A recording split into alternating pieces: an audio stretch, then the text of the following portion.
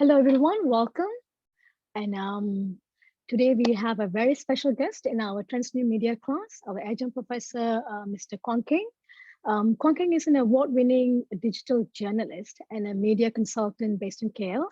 Kuang Keng and I actually go way back to Malaysia, Kini, when I used to be a young journalist, and Keng was an investigative journalist with MKinney, and that's how we met. Currently, Keng is a founder of Data N, a training program that helps newsroom and journalists around the world with the limited resources to integrate data journalism into daily reporting. His Data N has helped publications like Foreign Policies, BBC World Service, Media Corp, and Singapore, Malaysia, Kini, Sinshu Daily. Let me see if people are coming in. So they basically incorporate data, visual and interactive component in your daily reporting. Keng is a very experienced journalist with 10-year experience in digital journalism, and his experience with Malaysia was 8 years. He specialized in political reporting and investigative pieces.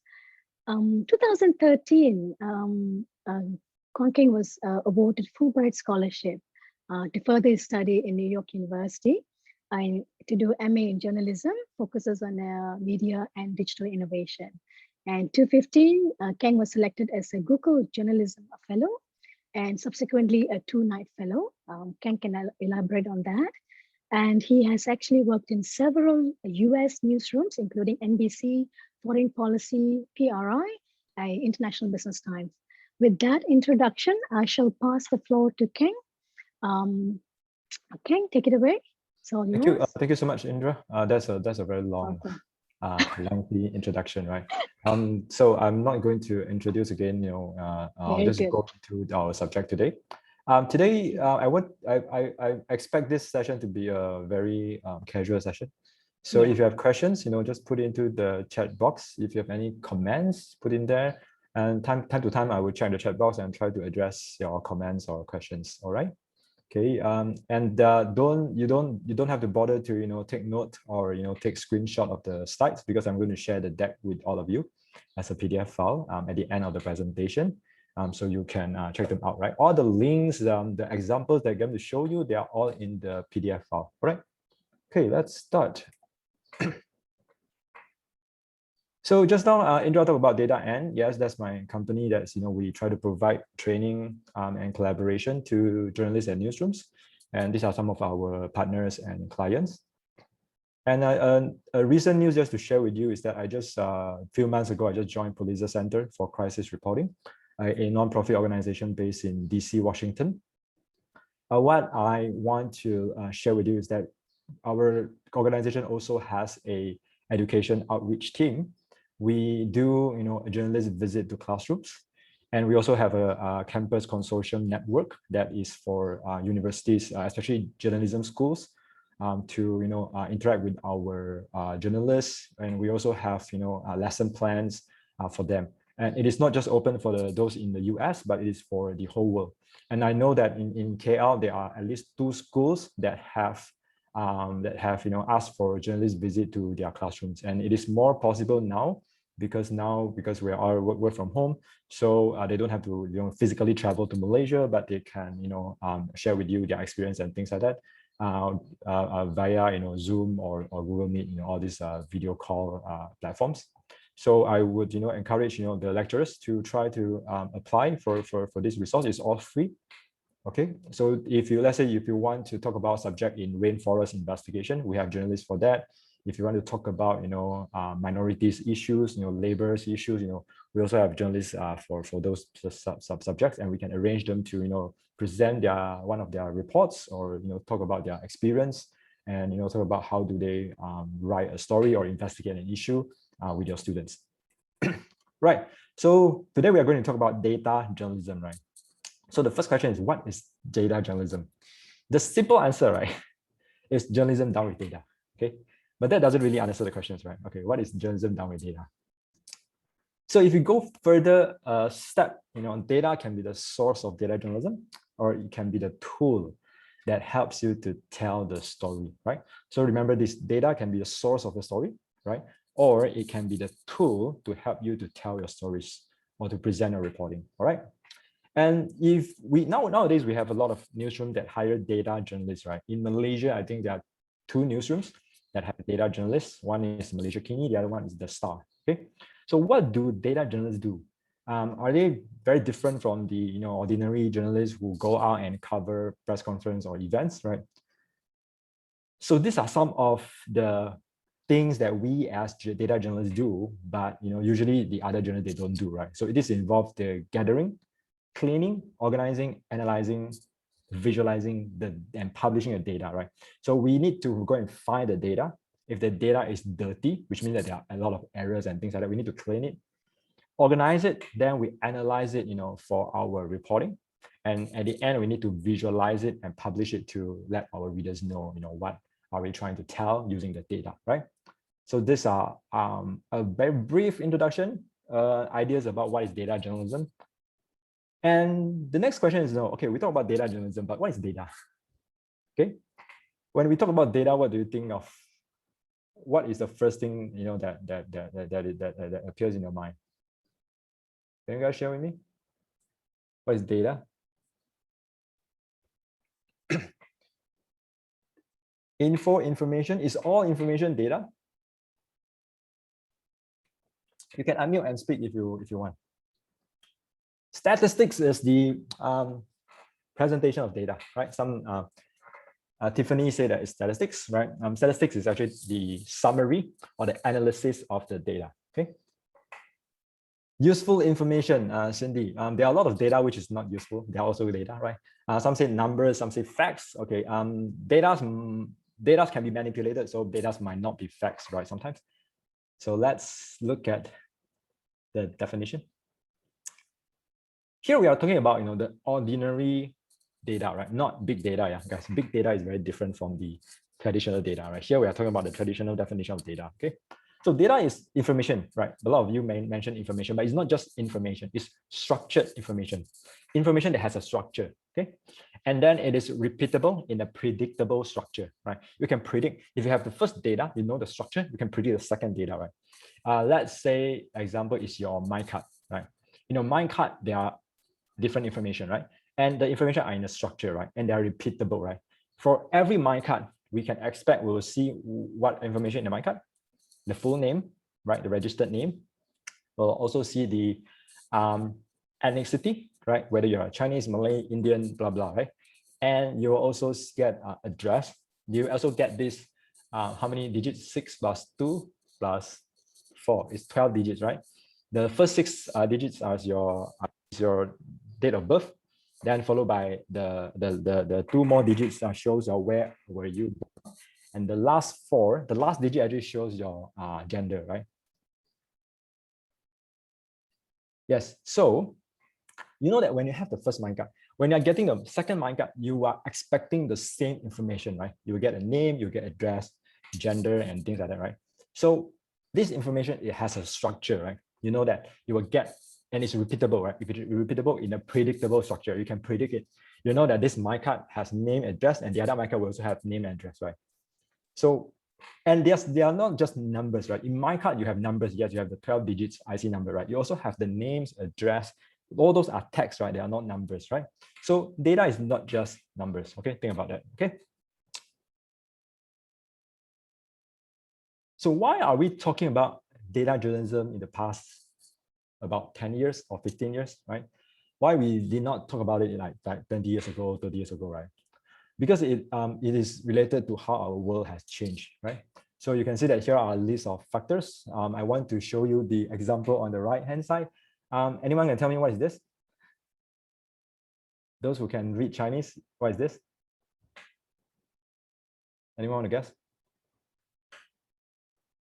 It says free to take paper, correct? Online free newspaper? Oh, no, it's very far from that. What paper is this? Anyone can guess what paper is this? It's free paper. What paper is this? Not newspaper. Tissue. Very close. Very close. Correct. Kimberly, is toilet paper. This is toilet paper, right? This is a toilet paper dispenser. I saw this when I traveled in China, right? I think this is in Hangzhou.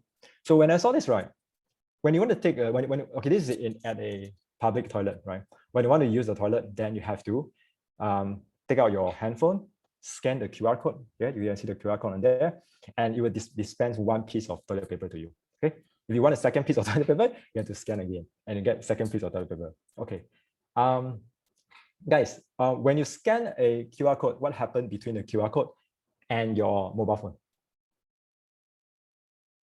What happened when you scan a QR code? Yep, data transfer. So you are exchanging information with the QR code, right? The QR code linked to something, to a server or to your database, right? So when you scan it, right, this QR code will give you some information. At the same time, you are also giving information to this QR code, right? When you open up the link, okay? So why do they use this system to dispense toilet paper? It's related to data, yeah?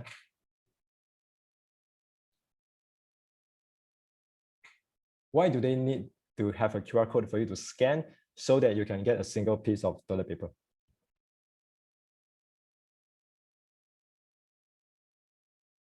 Okay, reduce water.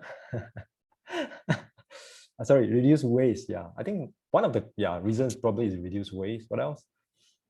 Supply and demand planning, data tracking, equal transfer, user habit. Yep. So a lot of you got the correct answer, right? So imagine if I am the manager of all the public toilet in the city, right?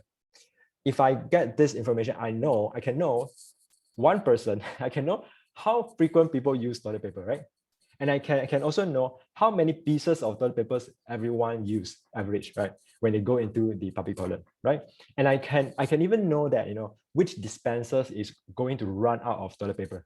So I don't have to send my workers to all the different toilet papers and check the dispenser and try to refill it, right? Okay.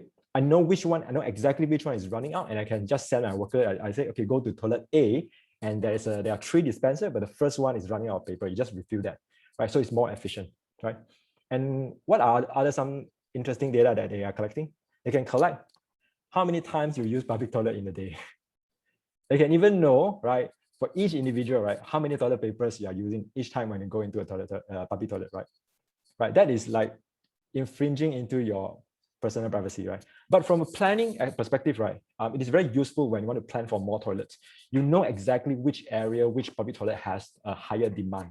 You can even differentiate between the gents and the females toilet, right? Which one has more demand? When you want to build new toilet, you know exactly how many toilets you need to build for the women and how many for the men, right? So this is just an example to show you that, nowadays we are collecting a lot of data and very granular and personal data about everyone.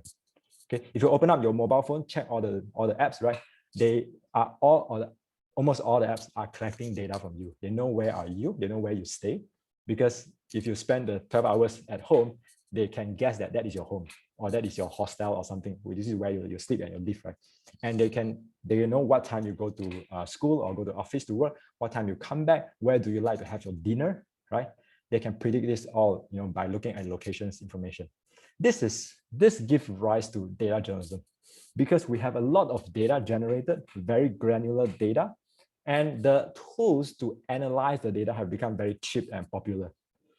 In the past 20 years ago, I think you guys were not born yet, right? 20 years ago, when you use Microsoft Office, right, it is a very expensive software. Okay, most of us use pirated versions that we bought from Pasar Malam, right? But now you can use online Google Sheets for free. Okay, and last time when we need to manage like 10 megabytes, 20 megabytes, or 100 megabytes database, right, that would take a lot of time, right? But nowadays, because our computational power has increased by a lot, we can deal with large amounts of data in a very short time. Okay, so that is why data has become very important for public policy, right? For example, this toilet dispensing system. For public policies, from business, right? For business, they want to understand more about their users, and also for journalists, right? Because if we want to understand public policies and how corporates or business make decisions based on data, we need to be data literacy as well, literate as well, right? So that we can report on how they make their decisions, right? If the government make decisions based on data, but we as journalists, we don't know about data. How do we report on their policies, right? The same goes for businesses, right? If Facebook is collecting your data, but we journalists, we want to check for any infringement of privacy or data issues or wrongdoings with the businesses, we need to understand data. All right. So that's the background of why data journalism has become so popular nowadays. Right. Next, we are going to show you some examples from all over the world, both in the Western, in the Asia, and in developing countries, developed countries, right? To look at how journalists in different newsrooms have been using data to investigate or to tell stories. All right. There are some videos that I would like to show to you. Let me know if you can't hear the audio. I will never see my mother again. She's gone. Okay, cool. Okay, I'm going to make it full screen. I'm going to play it. The English is very American accent, but you try to understand it, right? But later I will explain it to you what issue is this. I will never see my mother again. She's gone. So what am I gonna do? Oh, just a warning that there are some footages that are quite graphic. So if you're not comfortable with that, you can close your video for a while, right? And my kids, it just tore them apart. I'm going to be in pain for the rest of my life. I just want to go home to my baby girl. I said, oh my God, get out of here. What's being missed here? I don't know. Let's change the law. Let's don't let another guy like this walk free. The man dragging this woman away just got out of a treatment center for sexually violent predators. A Sun Sentinel investigation has found that Donald Stevens is one of hundreds of sex offenders Florida found safe to release who went on to harm again. The Jimmy Rice law is supposed to protect the public from repeat sex offenders by keeping the most dangerous ones locked up. The law is named in memory of a 9-year-old South Florida boy who was raped and murdered. His picture, of course, you still see it in your head. It still brings chills to think about it and to recall it.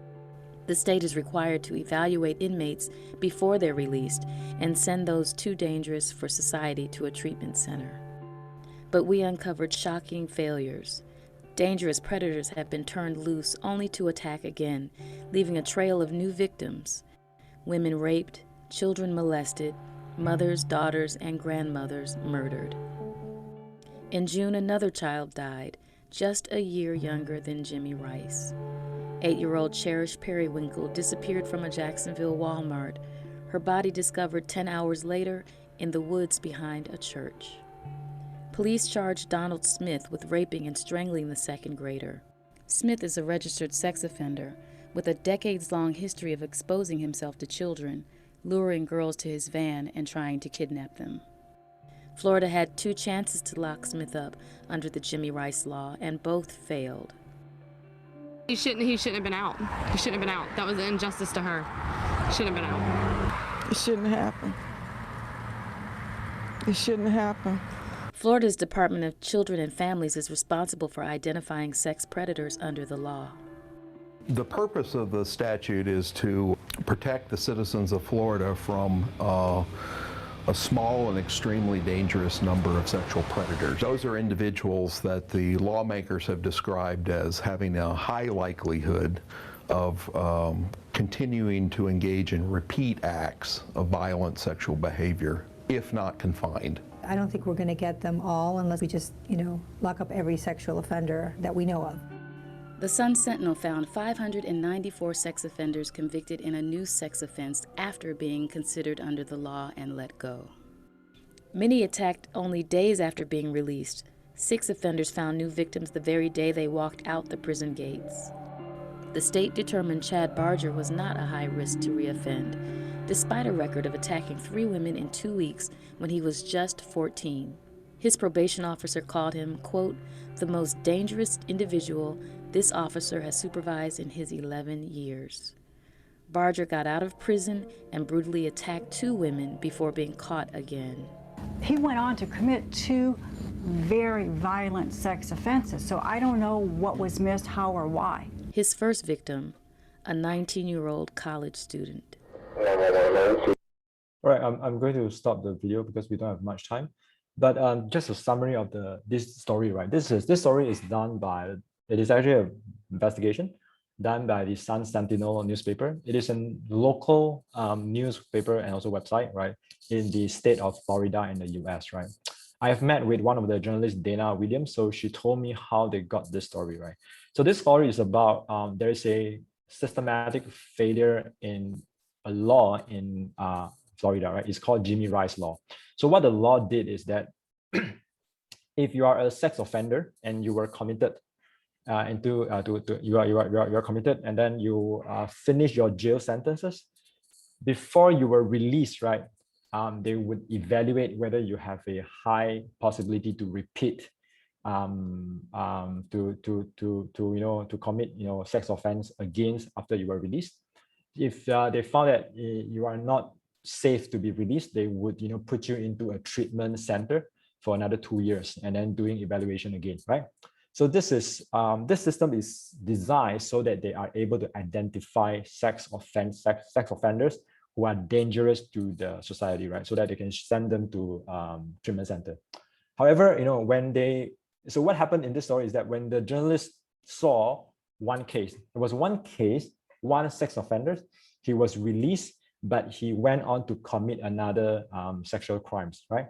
So they wondered that, hey, why this guy, he was not detected or he was not put into the treatment center before he was released, okay?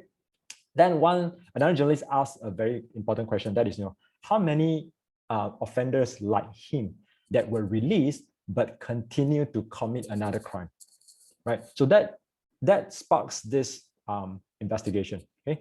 So they went to the police, to the prison department, and to the prosecutors, right, to get all the data, right? So they compared the data, people who were found, sex offenders who were found guilty, and then sex offenders who were released, who were found to be safe and released to the society, back to the society, and continue to commit another crime. Okay, so they got these 3 different data sets and compared them. And what they found was that there were 594 individuals, right? These are sex offenders who were found to be safe, right, and released, but continue to commit another crime. Which means what? Which means there's a systemic failure in the system, right? Which means the evaluation system is not working, right? These people, they are very dangerous, right? They have a very high possibility to commit another crime, but they were released without sending to the treatment center, right? So this is how they found this story. So this story is, the data here is that, they are using data not just to report on one individual cases. When we journalists, when we go out to report the cases, right, we usually, let's say we report about a car accident or a suicide case or a murder, right? But we don't look at the bigger picture, right? How many cases of murders in our cities? Is the number going up? Is the number going down?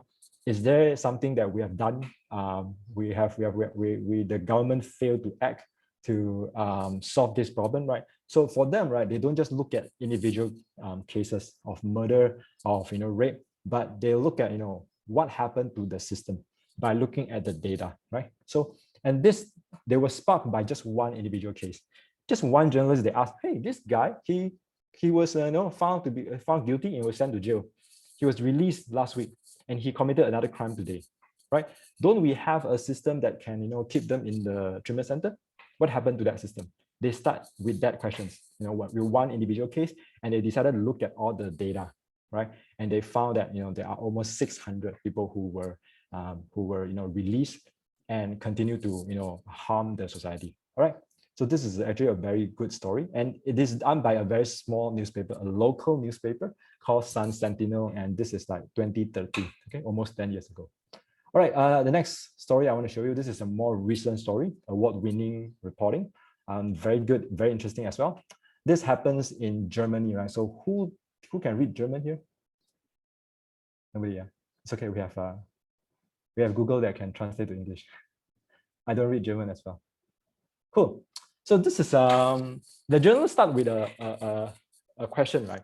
In the city of, this is Berlin, in the city of Berlin, right? There were many people cycling, many cyclists, but they always complain about a problem is that when the cars overtaking them, right, the cars were too close to them, right? So it's very dangerous, right? And the local law states that you cannot, when you're overtaking a cyclist, you cannot go near less than, I think it's 100 cm.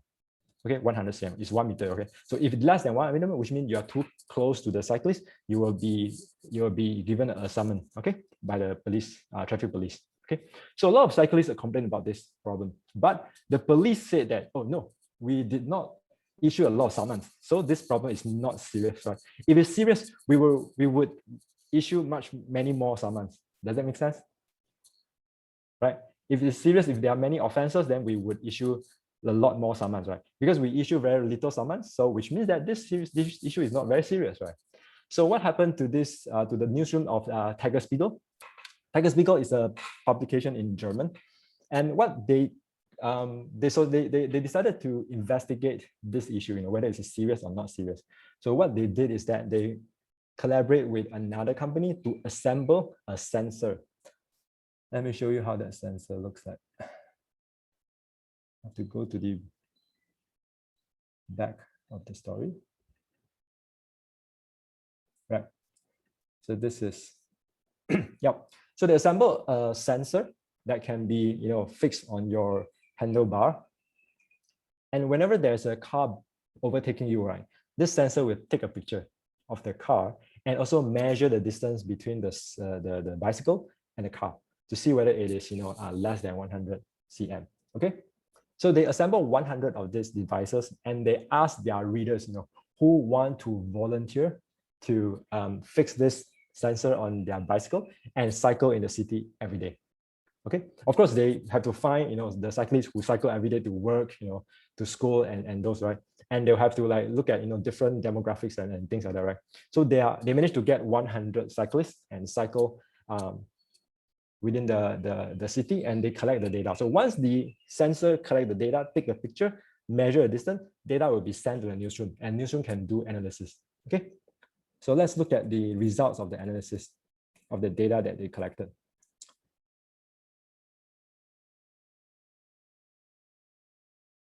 Right, so you look, if you read here, 100 volunteer cyclists, they recorded over 16,000 of overtaking incidents, right?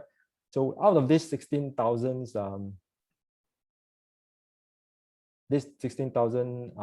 overtaking, I'm going to show you. About 9,000 times, right? The overtaking was too near the cyclist. And these are where the overtaking happened in the city, right? The locations. Okay, see, this is the Berlin city. And about 3,000 times, right? It's less than a meter distance, right? Less than 100 meter, okay? Or 100 cm or 1 meter. And there are 192 less than 50 cm, right? Which is very, very close. Can you imagine less than 50 cm, right? Around that. So more than half of the overtaking is actually against, is actually it's actually very dangerous, right? It's categorized as very dangerous. And this is in different regions of the city, okay, different areas of the city. They show the same patterns. Okay, I'm just going to skip this and go to the other findings. So they found that if you wear a safety vest, it doesn't matter, right? You will encounter the same numbers of very dangerous overtaking. If you wear a helmet, no difference. If you are a elderly, older cyclist, right? No difference. If you are women, you get the same dangerous overtaking as men. Okay. If you have a kid at the back of your bicycle, it is slightly safer, right? The cars will stay away from you about 8.5 centimeters compared to other cyclists. Okay, so a very small difference. And if all this overtaking were issued summon, right, the city council would get about 282,000 euros of income, right, from the summons, from the traffic summons. All right, cool. So just to show you, this is how you can use data to measure a problem, right? The cyclist complained that the problem is serious. Police said, no, we did not issue a lot of summons. How do you measure it? So you can use data to measure. In this case, the data is not available. There's no data of overtaking available, right? So the newsroom went one step further to collect the data themselves and to evaluate. Oops. Sorry. Right, so the newsroom went one step further to collect the data themselves and do the analysis, and to prove this to the police that the problem is actually very serious, right? More than half of the overtakings were dangerous, considered dangerous, right? So you should take some initiatives to address this problem. And this project, after they published this project, right? The other cities also wrote to them to say that, hey, can you come to my city and do this project as well? Because we also have the same problem here. Okay, so it became a very popular project in Germany. And I think this is just one part of the investigation. They also went to Netherlands to study why the cyclist safety there is much better than German. And they also provide some solutions, based on data, right? So you guys can look at this story. It's very interesting. Just click, translate to English for those who don't understand German. Okay, very quickly, I still have several stories to show you. This is one story from Jordan. Okay, of course it's in Arabic. I can't read Arabic, right? But again, I can do translation to English. This is a good thing about internet. This story, okay, is trying to measure the education gap in Jordan, okay, between the rich and the poor, okay, by using data.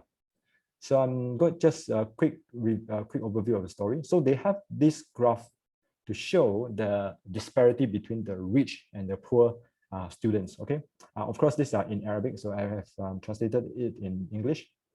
So you can see that they are using different public exams, right, to look at the results of students from the richest family and students from the poorest family. And you can see the very significant gap here, okay. This is level 1, 2, 3, 4 for the PISA reading assessment, okay.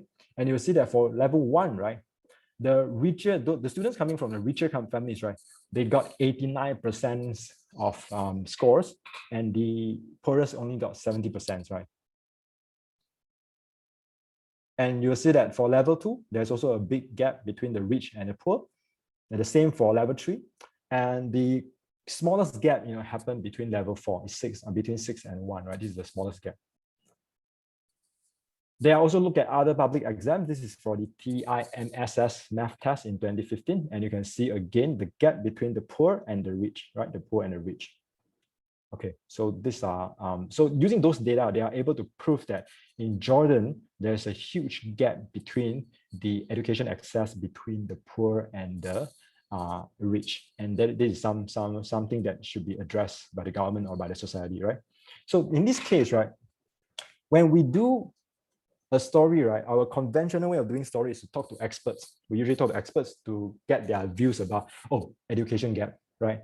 But we never thought about, we should go and find the data and try to measure the problem, right? Because data give us quantitative information that allows us to measure a problem.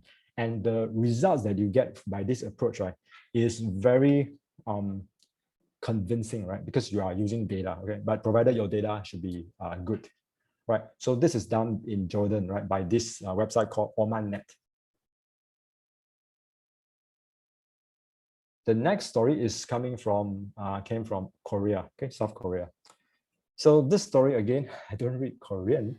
최근 3년간 일터에서 I'm 추락사한 going 사람은 to 1,136명. oh yeah, and you can't translate it, okay?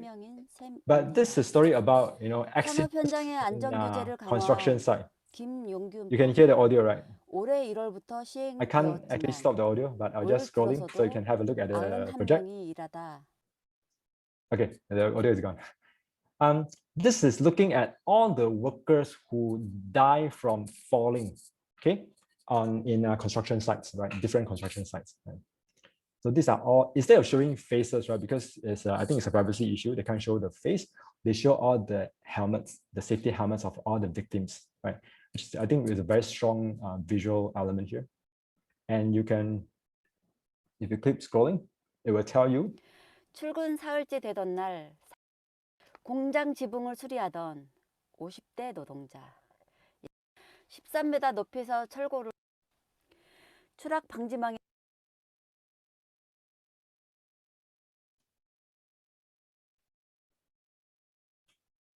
So in this story, again, they collect all the death and the circumstances, around the death, and they put into data to show, how this death happened and what can be done to address the problem, right?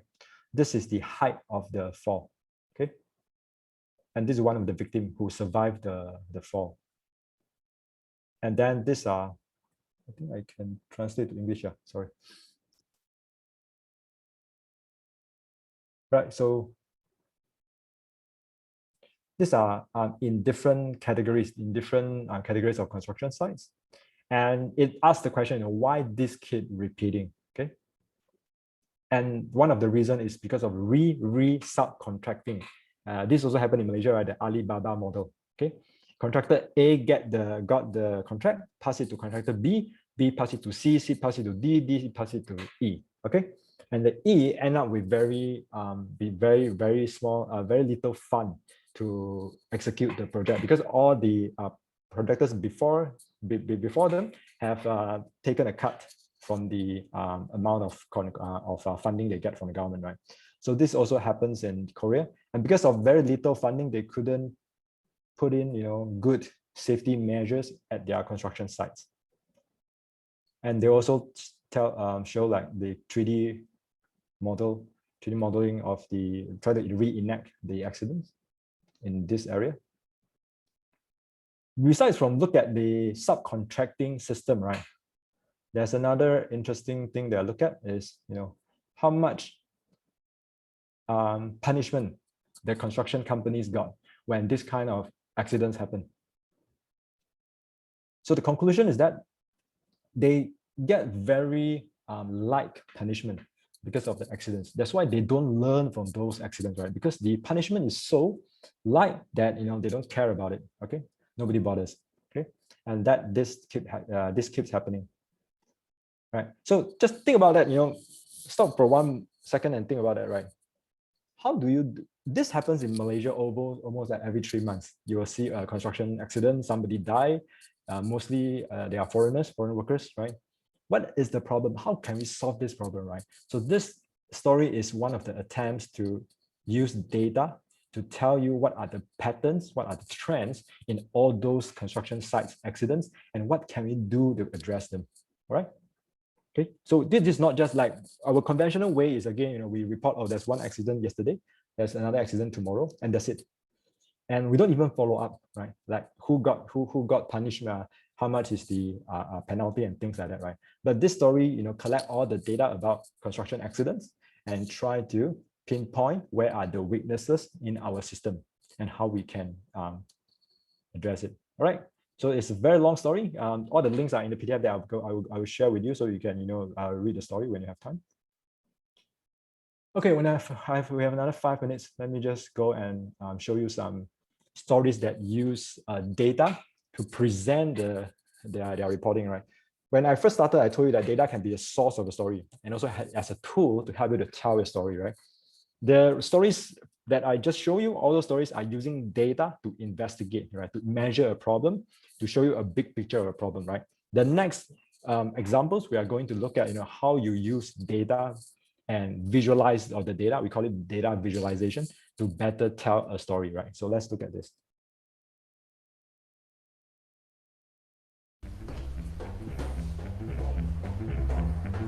Visualization is right at the heart of my own work too. I teach global health. And I know having the data is not enough. I have to show it in ways people both enjoy and understand. Now, I'm going to try something I've never done before. Animating the data in real space, with a bit of technical assistance from the crew. So, here we go. First, an axis for health, life expectancy. from 25 years to 75 years. And down here, an axis for wealth, income per person, $400,000, $4,000, and $40,000. So down here is poor and sick, and up here is rich and healthy. Now, I'm going to show you the world 200 years ago, in 1810.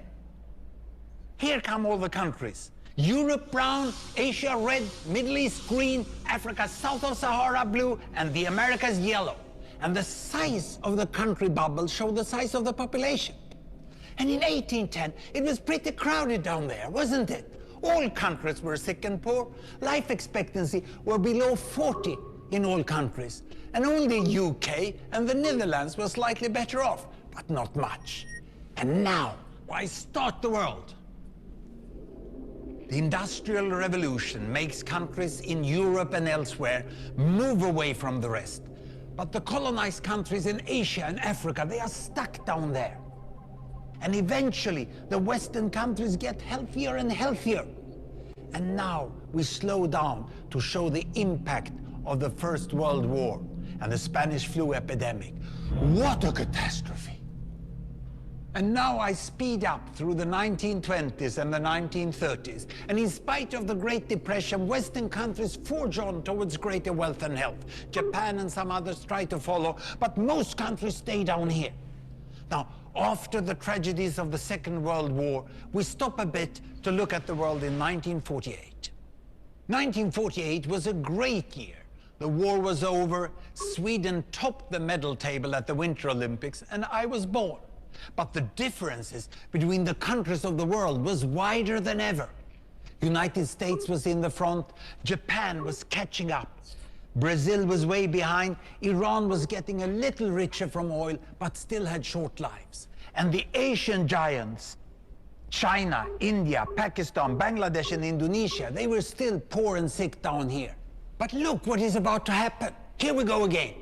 In my lifetime, former colonies gained independence, and then finally they started to get healthier and healthier and healthier. And in the 1970s, then countries in Asia and Latin America started to catch up with the Western countries. They became the emerging economies. Some in Africa follows. Some Africans were stuck in civil war and others hit by HIV. And now we can see the world today in the most up-to-date statistics. Most people today live in the middle, but there are huge differences at the same time between the best of countries and the worst of countries. And there are also huge inequalities within countries. These bubbles show country averages, but I can split them. Take China, I can split it into provinces. There goes Shanghai. It has the same wealth and health as Italy today. And there is the poor inland province Guizhou. It is like Pakistan. And if I split it further, the rural parts are like Ghana in Africa. And yet, this... All right, so this is done by a professor. He's teaching public health. His name is Hans Rosling. He passed away several years ago, but he have done many videos like this to show, to try to teach his students, about public health using data visualization. So imagine if the lecturer is teaching this, right, using textbooks. It's gonna be very boring, right? It's all about numbers, countries, and years, right? But if you're able to visualize it using data visualization technique like this, right, it makes it very, very engaging, right? So we can use this technique as well for storytelling, okay? So very quickly, this is done by BBC. Very quickly, this story, I like this story a lot, and this is the most viewed story by Washington Post in the history of Washington Post. It was published last year. In March, right? This is when the pandemic just started, remember? And we just starting to talk about, how to flatten the curve, what is social distancing, why do we need to wear masks, right? People were still not very clear about how the virus spread and how we can protect ourselves, right? And the governments tried to introduce, initiative like social distancing, but people don't understand, people don't follow, okay? If you remember, this is in March, right? When we should first start our first MCO, right? And now we are in the second MCO. So this guy, his name is Harry Stevens. He liked to play with, circles, animating circles, or you call it, bubbles. So he tried to show you how the virus spread, okay? So this is healthy person. When you are infected, you become brown color. Okay, when you recover, you become pink color, purple color, right? This is how virus spreads when business as usual. There's no social distancing. There is no work from home, right? And you see that in a very short time, people get affected. And you see this curve. It gets very high in a very short time, right? Okay, so this is the first simulation, right? But nobody died here. Okay, he didn't include death in the simulation, right? This is business as usual. And look at this. This is quarantine. When we know that somebody were infected, we ask them to stay at home. But after that, the quarantine broke, right? This is what happened when people with the pink ring, go and jalan-jalan, right, here and there, and you infect other people. But you can see the curve here is much lower than the first simulation, right? This is semi-quarantine. And look at the third simulation.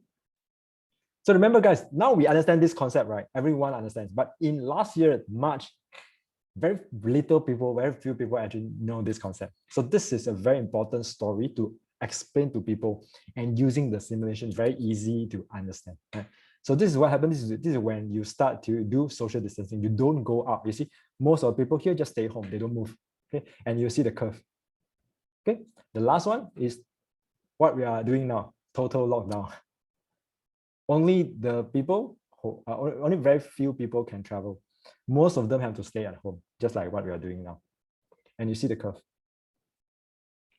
So the 4 simulations here is trying to illustrate one point, how to flatten the curve. Right?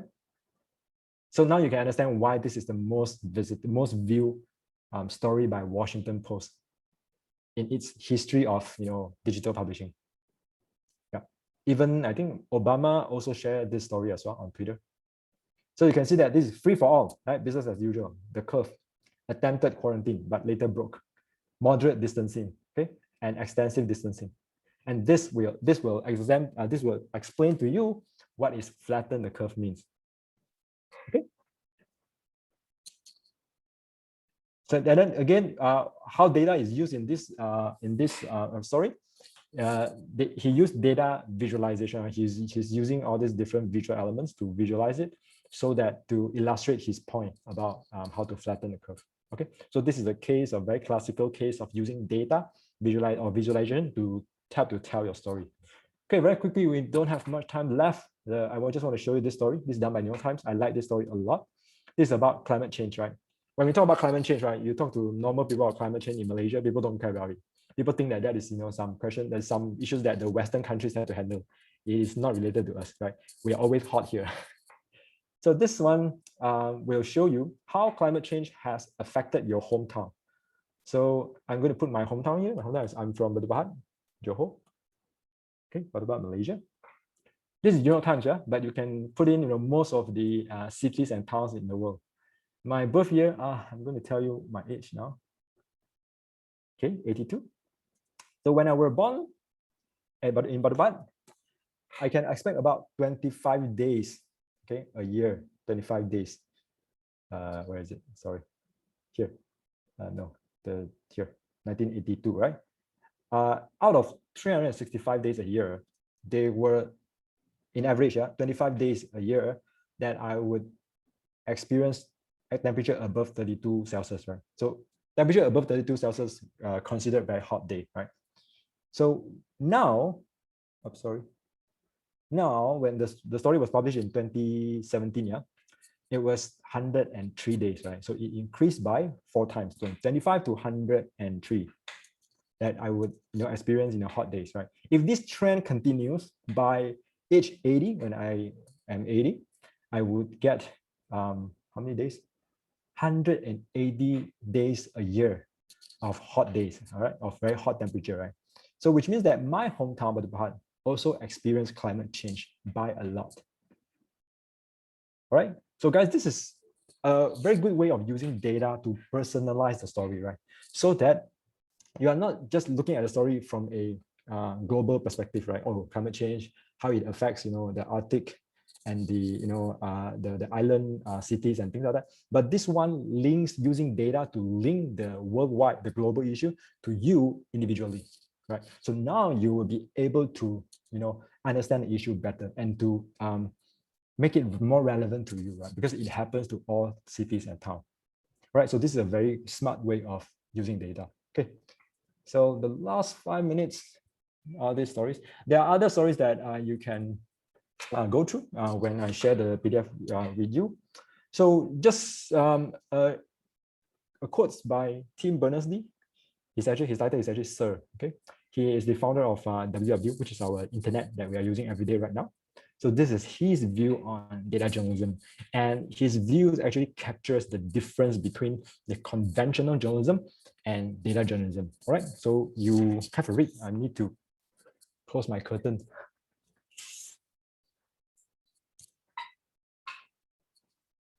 Okay. Then after I hope that after all the stories that I introduced to you, now you have a better idea of what data journalism is and how data can help us to find stories, to investigate, and also to tell the stories, right? So just an overview of data journalism. It is now become more and more common in the world. This is done in 2019. This is a survey. In 2019, there were 61% of journalists that use data at least weekly. Okay, in 2017, it was 36%, right? So the next survey should come out later this year. And I expect the 61 to go to about 80%, I think. So out of every 10 journalists, 8 of them use data by weekly, in a weekly basis to do reporting, right? So this is something that, if you want to become a journalist in the future, something that you have to master, before, so that you will, because this is a much needed techniques nowadays. And what kind of skills does data journalism requires?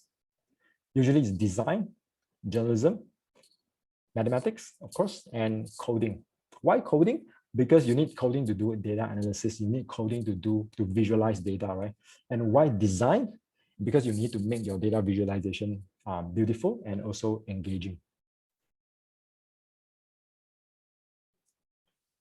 Yeah, some of you say that, we scan information through visual better than reading it, which is true. That's why data visualization is so powerful, right? Because imagine if I, write down all the data in a paragraph, it's very hard to remember, and also it's not very interesting, right? But if I visualize it into a very engaging format, then it is more effective for people to understand. And that is what we are trying to do, right? We as journalists, we are trying to convey information in the most effective way, okay? And because it involves many different skill sets, right? So diversity is much important than size. You have a huge team of journalists, but they all just know journalism. You won't be able to do a lot of interesting things, right? But you have a small team, but in the team, you have people who know journalism, math, coding, design. You are able to produce much more interesting stuff. Okay.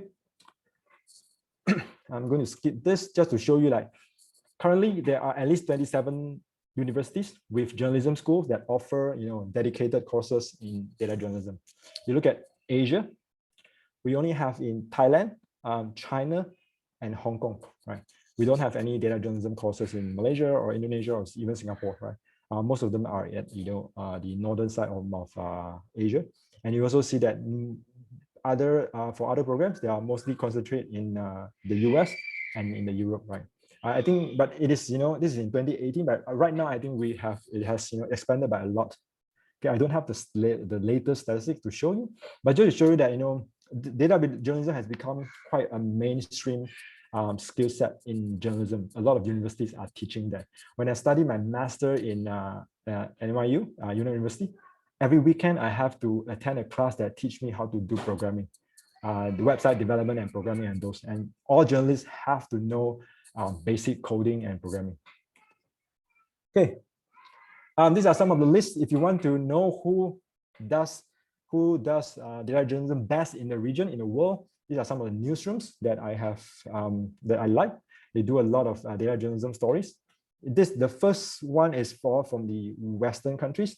Second one is Asia in English. Okay, you see that in Malaysia, I think only Malaysia Guinea does very good data journalism.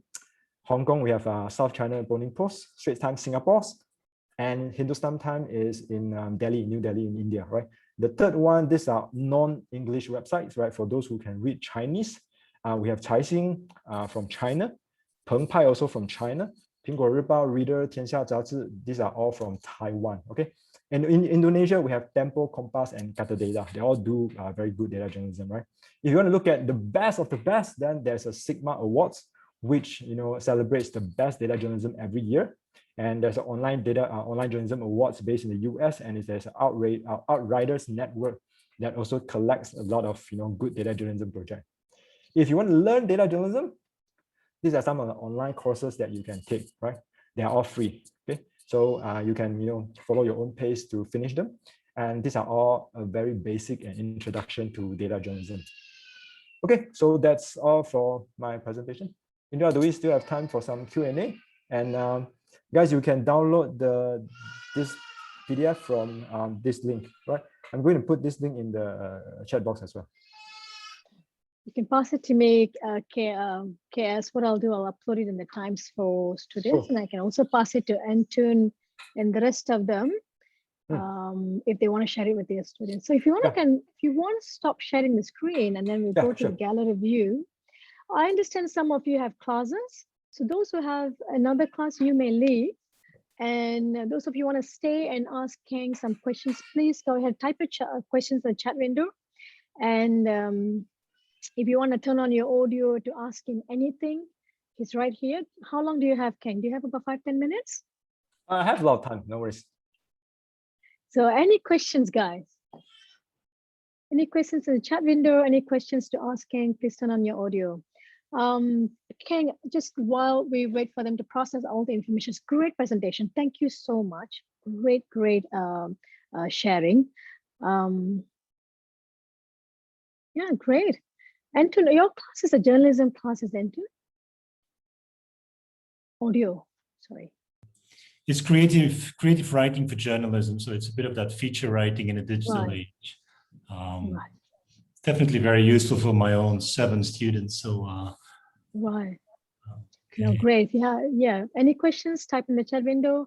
Very quickly, I think, Keng, I have one question for you. We moved from print traditional journalism to multimedia, right? This is the time, the early 2000s.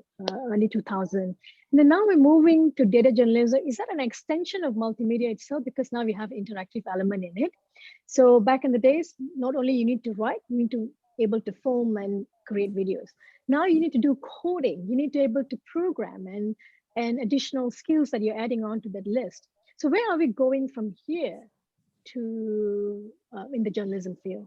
So the answer is yes and no, right? Because data journalism, right, it involves not just the presentation of your content. If you're talking about multimedia journalism, right, it's about how do we repurpose our content from text to photos to videos to interactive elements, right?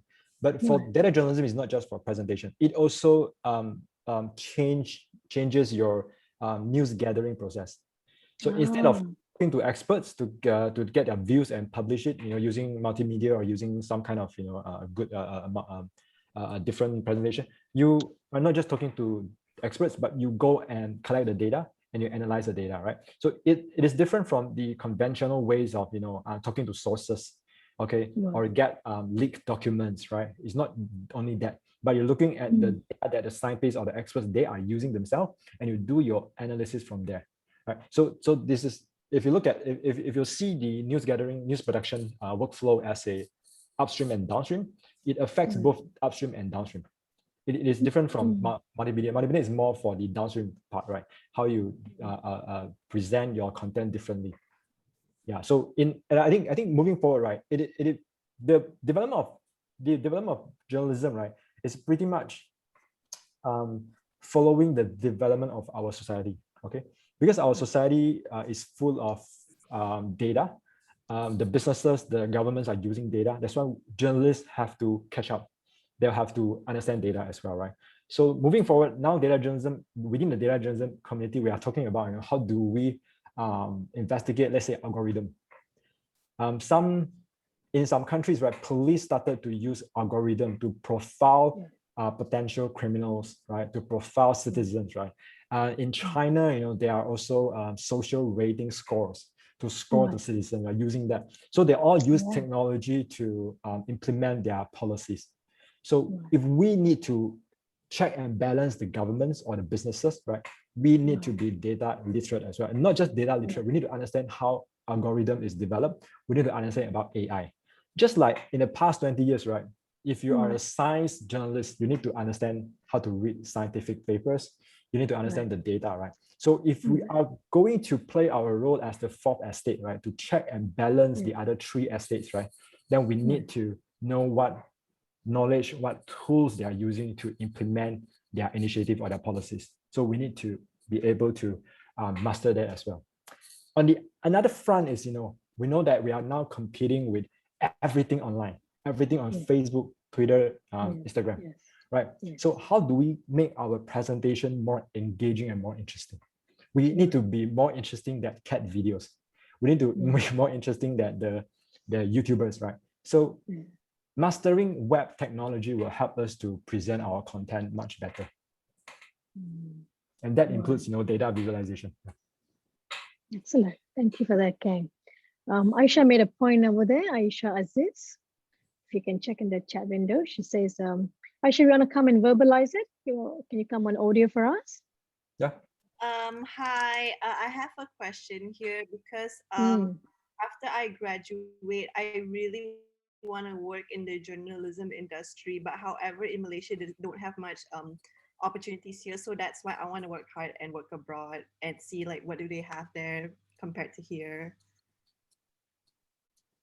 Yeah, so here, right, there are actually job opportunities, but the problem is that it's very hard to find the talent that match the job requirements. For example, right, Malaysia Kini for the past 1 year has been trying to hire another data journalist. They couldn't find any in Malaysia, and recently they hired one who is not a data journalist but who is starting to learn coding since a few years ago. Right, so it's very hard to find journalists who know how to code, for example.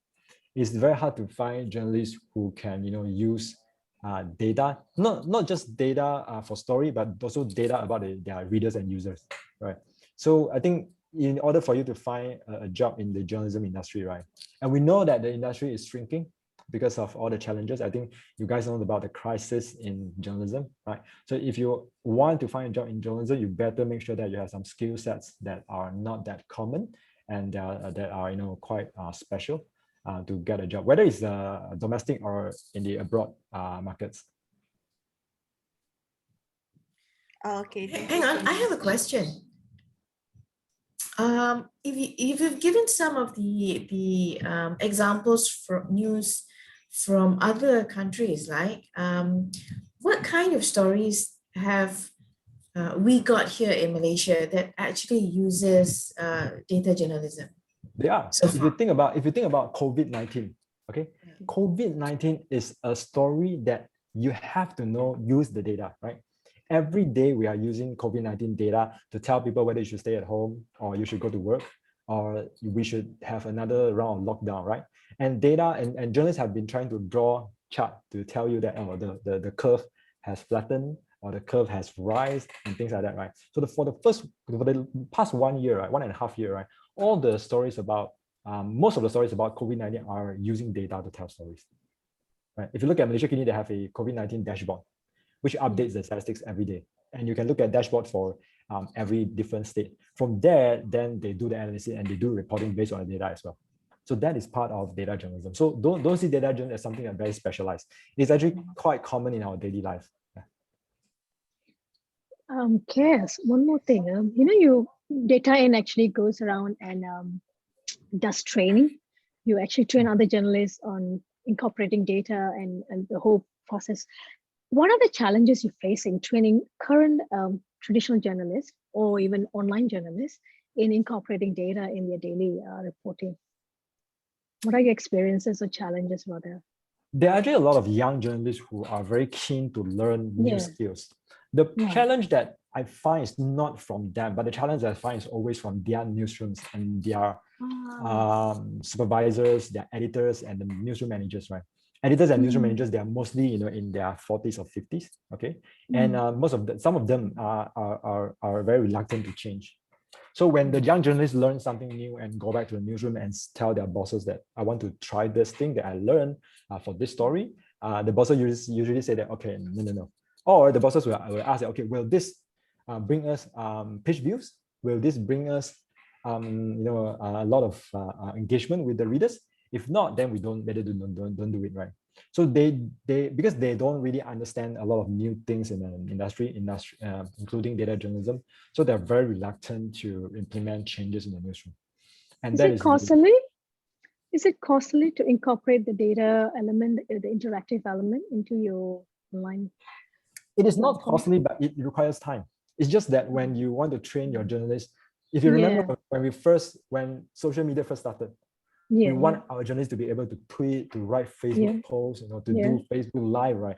It requires some time for them to adapt and learn, right? So the same for data journalism. A lot of tools are free. Spreadsheet is free. The visualization tools, there are 2 or 3, they are free and very powerful tools that you can use. Right. The thing is that journalists need time to pick up the skills. And this is something that, the editors will always, they will give you time, but based on what you can bring to them, right? If you can't guarantee that this will give you page views, which is the current KPI of many newsrooms, right? Then they won't give you the space to experiment with it. I think that's the largest challenge so far especially in Malaysia journalism industry. I think one of my students, there you go, Adam asked me. Adam, you want to verbalize it? So Adam is asking, in your opinion, would data journalism might or will overshadow or replace classical journalism in the future? This will not replace or overshadow. It's like, do you think social media, posting news on social media would replace news websites? No, right? Do you think that social media skills will replace interview skill? No. So data journalism is just another skill set in our, another skill in our, for us to do better reporting and journalism, I think, instead of just talking, we can now look at data and do analysis and show our readers what we found, right? So it's complementing and enhancing the current practice. There's one question that I would like to answer is by Maizato. She asked that whether do I think that Malaysia will center data journalism in the future? I think this is now Malaysia is having a problem is that they want to do more data journalism, but their lack of talent. They cannot find people who can lead the initiative and who can do data journalism. Because so this is what I learned from Malaysia. Kini actually started a new team called Kini News Lab, right?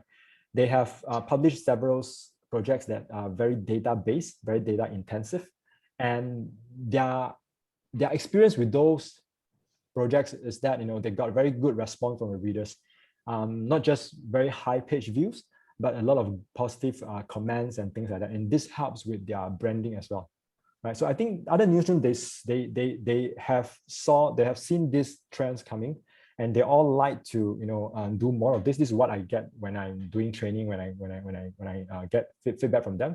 But the problem is that they couldn't find talents in Malaysia that can lead the initiative, because in Malaysia we don't teach data journalism, and the second is that most of our data journalists here, they graduated from foreign university and then they came back. So they furthered their study, they pick up data journalism, and they came back and they started this kind of initiative. I think that is the situation in the domestic market now. Just a quick announcement. Those who wants to leave, you may leave. Those who want to stay and asking some questions, you may. So the session has officially ended. So you're just staying to have a little a chit chat with Keng, and very informal. Feel free to ask anything. Yeah. Those of you are staying, and I'm hoping entrance students will be asking something as well. I think Aisha asked something earlier. Now, Aisha did, yeah. One more question, Chaos. Our conversations are centered around news agency and journalists adopting additional skills to become data journalists. What about our audience? What about our readers? Are they data audience savvy? Do they understand? I mean, it takes additional skills, even to maneuver around the data. So do you think we have savvy enough audience or subscribers or readers to probably ask to demand? Yeah. There are actually 2 factors here, right? The first one is that the data literacy of our audience. Yeah, exactly. The second factor is that, are we making our data easy to understand for everyone? Yes. Right? Yes. So there are two factors, right? Of course, it depends on your audience, right? So if you are running a business publication like The Age, you probably can do show them a lot of charts and data because they are familiar with that, right? They look at all their quarterly result, everything in charts. But if you are writing for a general audience, right, then you have to use the simplest forms of visualization. For example, I always tell my students that you should use bar chart and line charts, right? These are the two charts that everyone understands. Okay, don't try something fancy, right? Because then people don't understand, people don't get it. Then you won't achieve your objective.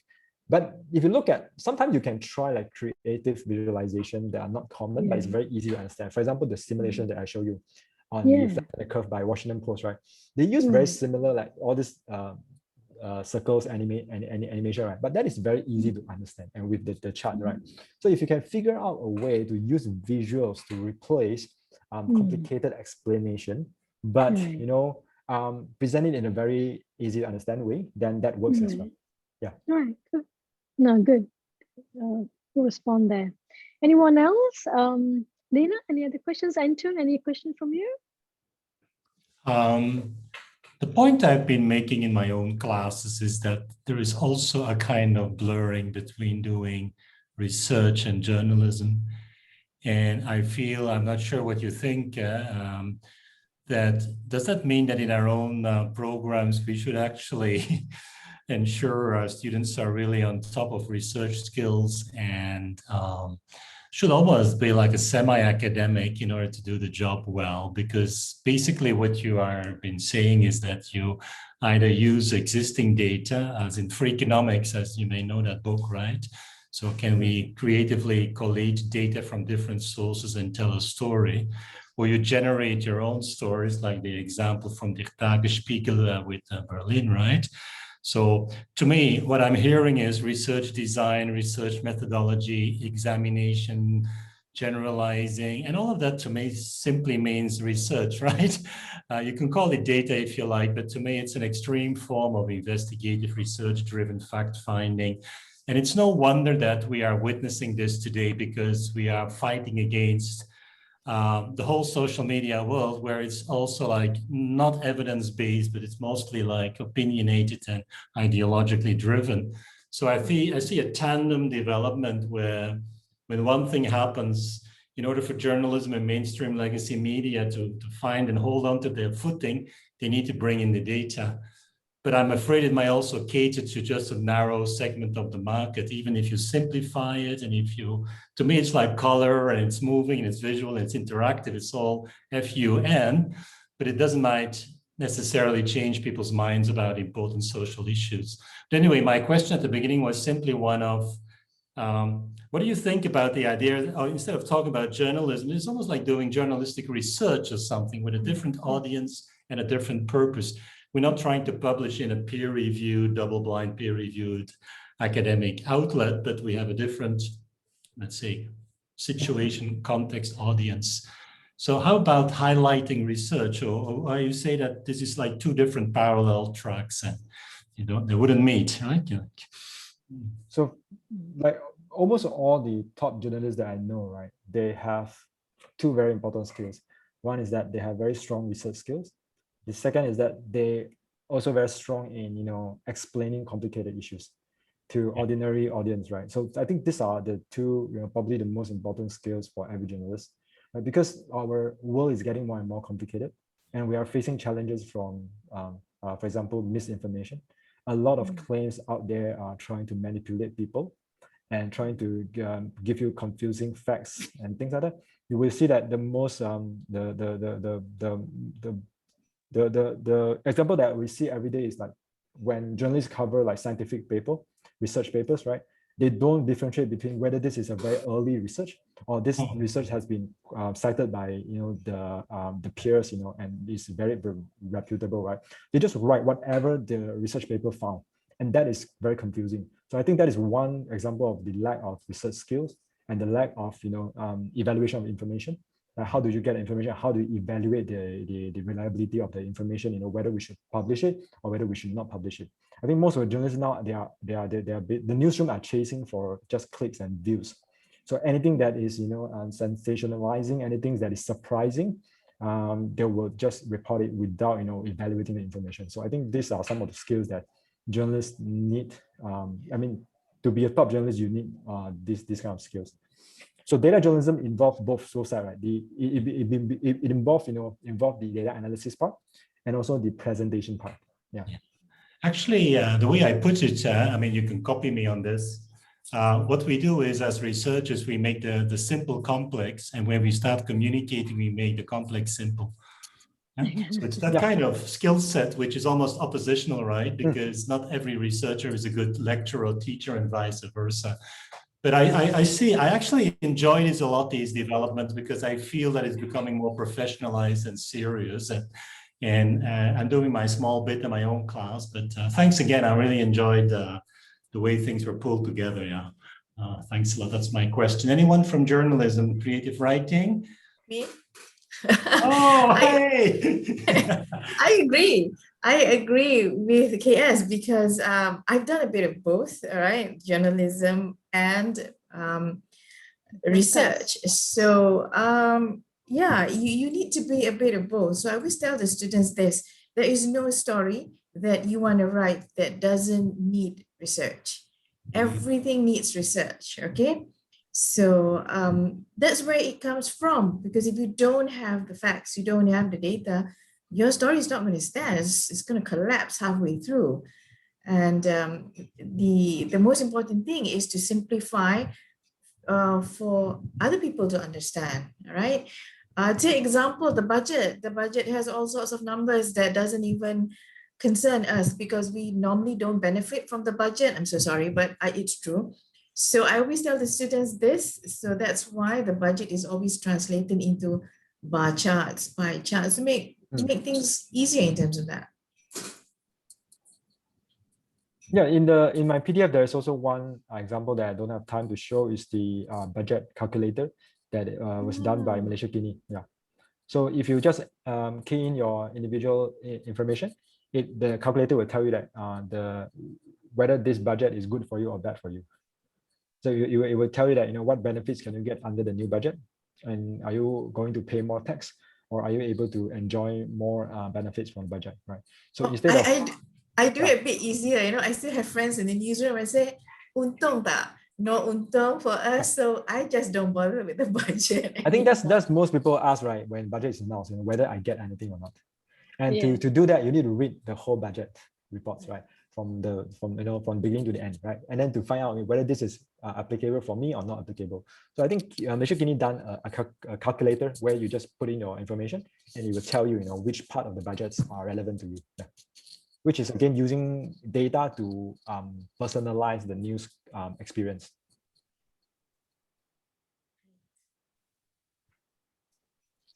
I guess if nothing else, shall we call it a day?